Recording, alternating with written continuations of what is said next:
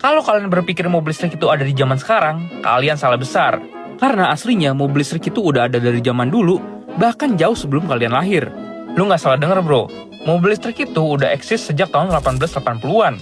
Jauh sebelum merek Tesla dan BYD ada, mobil listrik udah mulai beredar dan dikenal di dunia otomotif. Semua itu dimulai pada tahun 1830-an.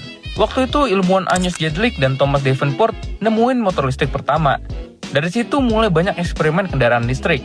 Lanjut ke tahun 1881, Gustave Trouve dari Prancis ngenalin kendaraan listrik roda 3. Banyak yang nganggep itu sebagai mobil listrik pertama.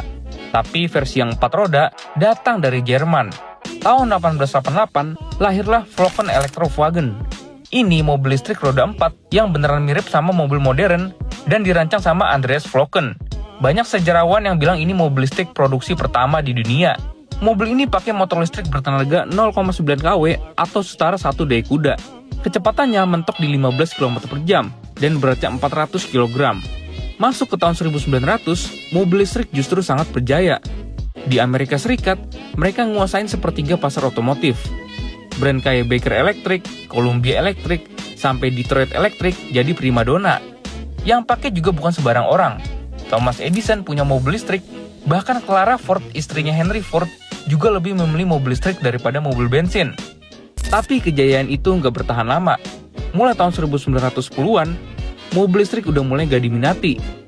Hal ini karena pada tahun 1908, lahirlah Ford Model T sebagai mobil pertama yang diproduksi massal dan harganya murah banget. Bukan cuma murah, tapi kecepatannya juga tinggi, yaitu mencapai 72 km per jam. Hal ini juga diimbangi dengan penemuan minyak besar-besaran, bikin bensin jadi super murah. Sehingga masyarakat lebih suka pakai mobil bensin. Bensinnya murah dan bisa ditempuh dengan kecepatan yang cukup tinggi. Akhirnya pada tahun 1930-an, mobil listrik hampir punah dan hilang dari pasar. Tapi akhirnya mobil listrik booming lagi sekarang, karena punya jarak tempuh yang cukup tinggi dan juga performa yang impresif.